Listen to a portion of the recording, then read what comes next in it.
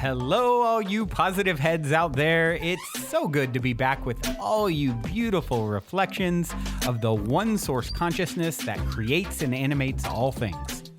If you're new to this podcast, of course, we are super happy to have you here, and we just ask that you bring an open mind and heart to your listening experience and to be prepared to explore vantage points that I'm convinced will help shift or solidify your current understanding of the ultimate nature of reality in a way that is extremely empowering. Speaking of exploring powerful perspectives, I'm super excited to announce the release of my very first book, The Golden Key: Modern Alchemy to Unlock Infinite Abundance. If you're ready to alchemize the circumstances in your life so that your abundance expands to an entirely new level in 2021, head over to goldenkey.gift to download the audio or ebook as my gift to you by using the code POSITIVEHEAD.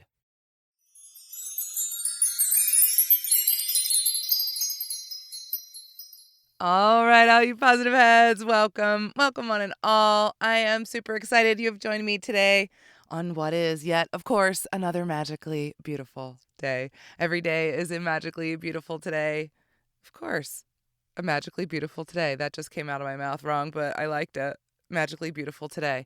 I think every day, maybe we can wake up and say today is a magically beautiful today.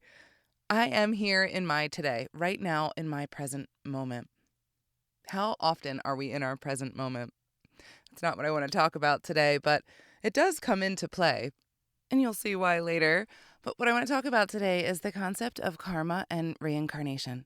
And I first want to thank dear Ellen for suggesting this topic to me. I had the pleasure of getting to meet Ellen in person, and I had met her online previously, and she's a Positive Head listener and a friend now, and I absolutely love meeting you guys. Just like I loved meeting Ellen.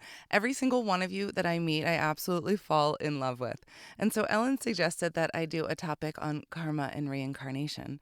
And so here we are today, and I want to thank you, Ellen, for being such an incredible light in this world.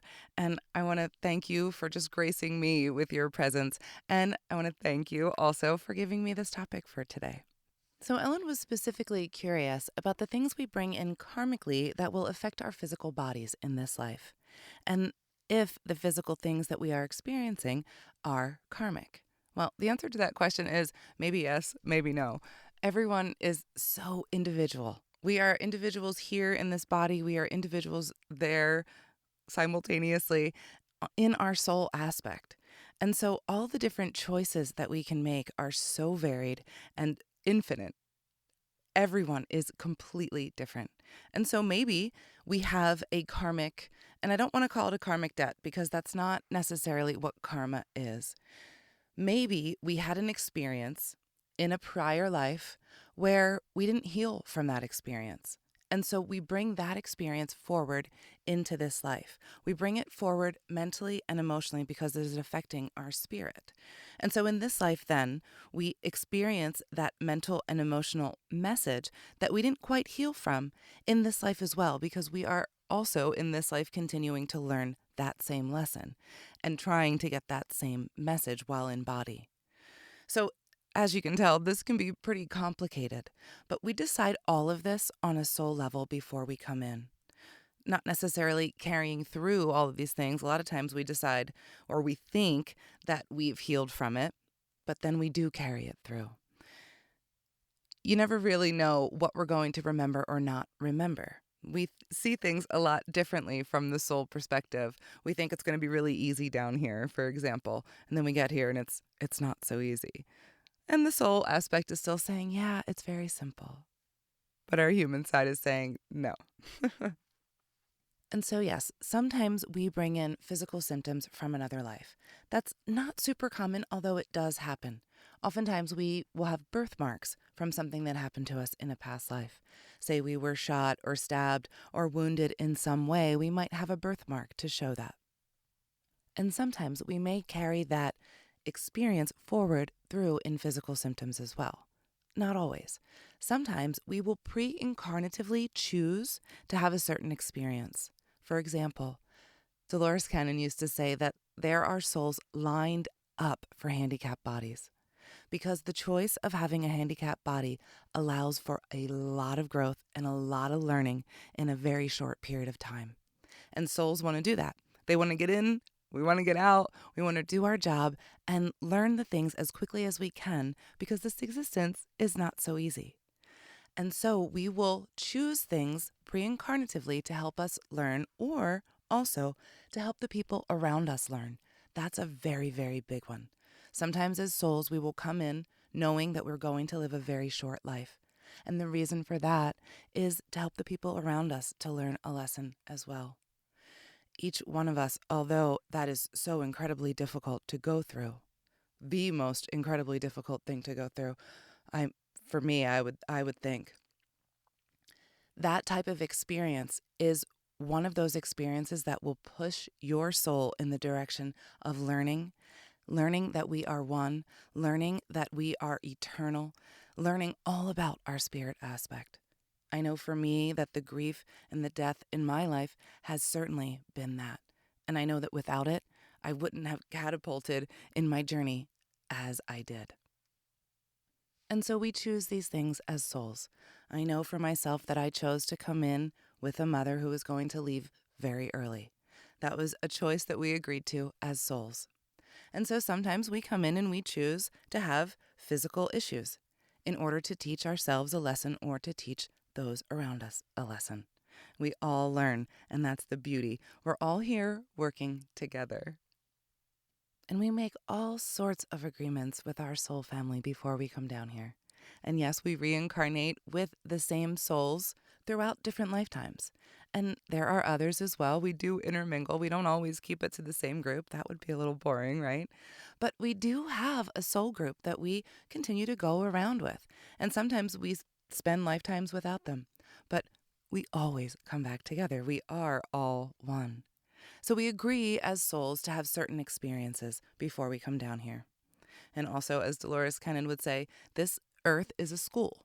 And in this school, there are certain things that we agree to learn when we agree to come to this school. So when you agree to go to college, you agree to participate in a certain program. And in that program, you may have to learn X, Y, and Z. Same thing here in Earth School. So you have to learn how to be every race, every religion, every cultural background, have every single experience the joy and the happiness and the grief and the despair and the anger and all of the everything in between. We have chosen to experience all of these different experiences here. And we get to choose all the variety of different ways that we get to experience those things. And we also get to do it in multiple different lifetimes. Because obviously that might be a little too much all in one lifetime. A prince and a pauper and a murderer and a murderee. It's too much. You can't do it all in one lifetime. So we break it up and we reincarnate. And we have different experiences every time. And then there's the law of karma that's interplayed in all of it. Now, karma is not always what we think of it. Karma is not a punishment. Karma is not a tally of the deeds that we do. Karma is how we live. Karma is who we are. It's our vibration. It is how we mirror, essentially. It's pretty much that simple. When you do things that are not in alignment with your inner being, that are not so positive, then we will have not so positive experiences. It's just a reflection. It is not a punishment. It's a very interesting concept that we've come to in our new age kind of thinking that, oh, karma's going to get you.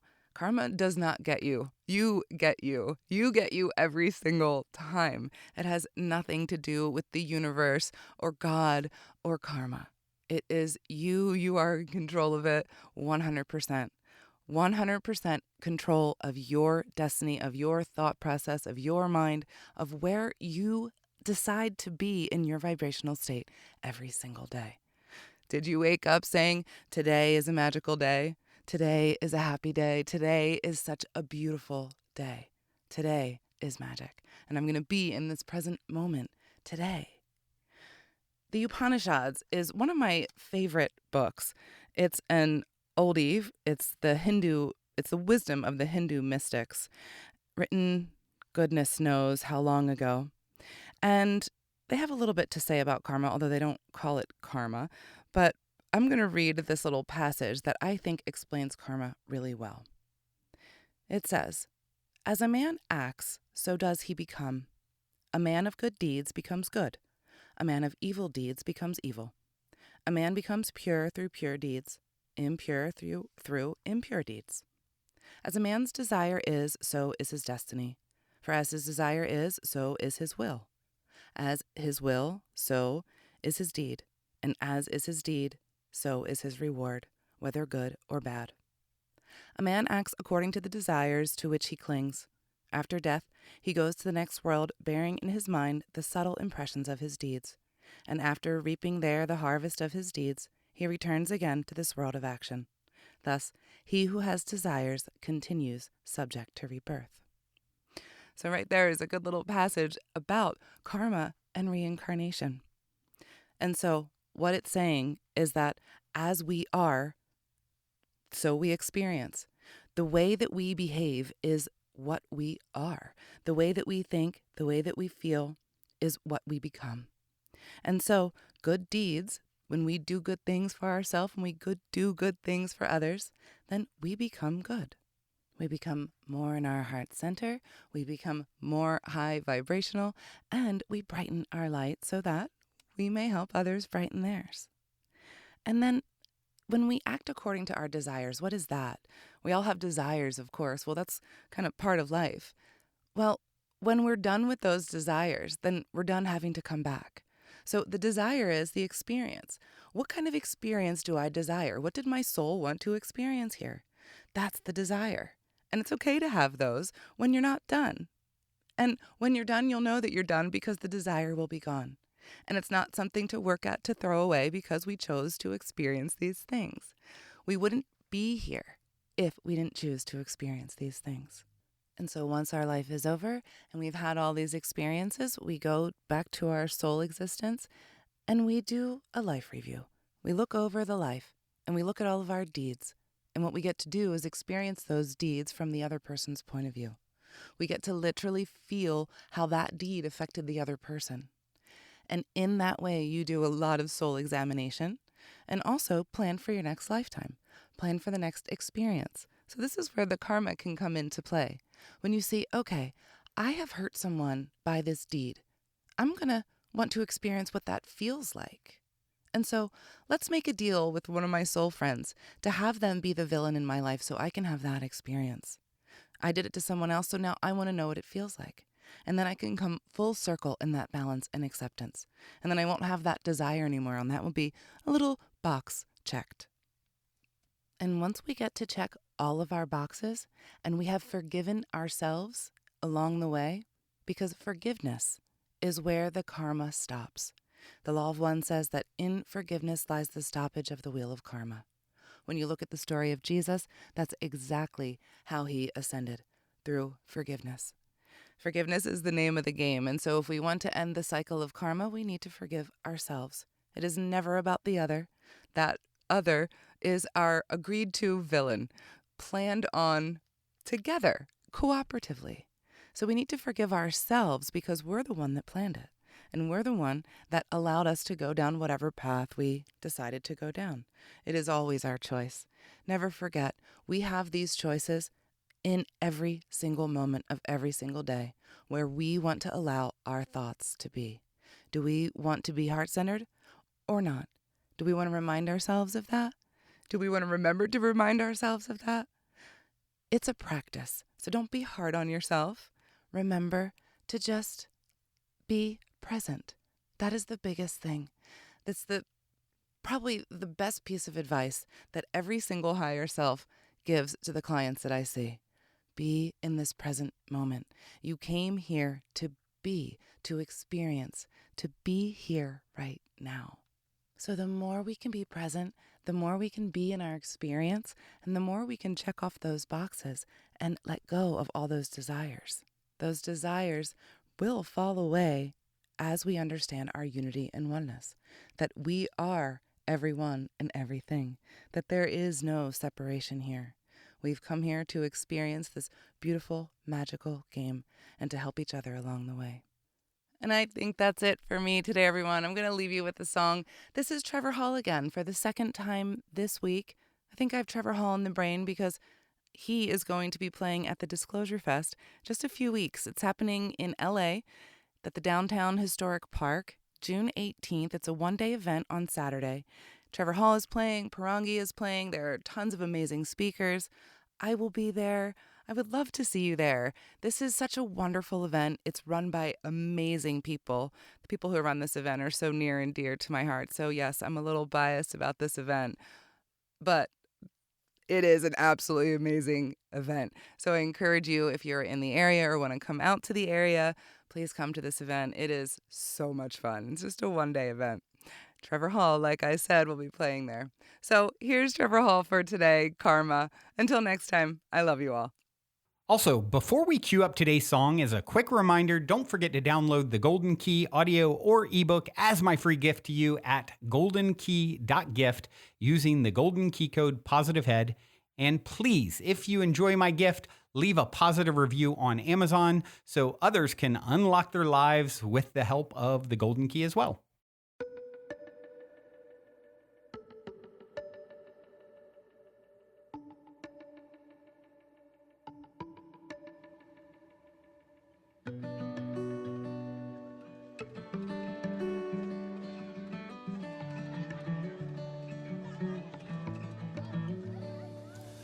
Rain from the cloud flowing out my mouth, yeah. Rivers and streams made of all my doubts. Looking everywhere but the here and now, yeah. All these storms coming back around, oh yeah. 3 in fire, 5 in water, yeah. One like a son, one like a daughter.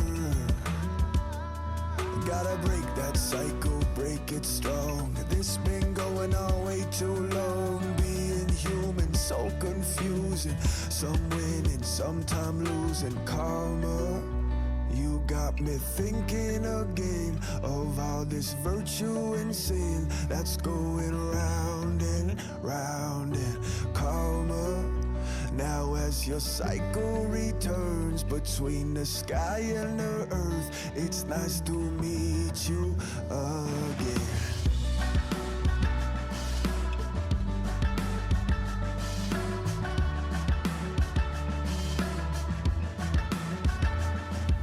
Rolling through that Scorpio, yeah. Stinging myself with everything I hold. I'll better know my stars to know my soul, yeah. This current strong, so I learn to row. I learn to row, cause nothing is as it may seem. Don't believe everything you think when the mind is spinning what to believe. Root down strong like a banyan tree. I see, this is the law of creation. My being is one constellation. All in all, it's all divination. Elevating my meditation with karma. You got me thinking again of all this virtue and sin that's going round and round and karma. Now as your cycle returns between the sky and the earth, it's nice to meet you again. Karma, you got me thinking again of all this virtue and sin that's going round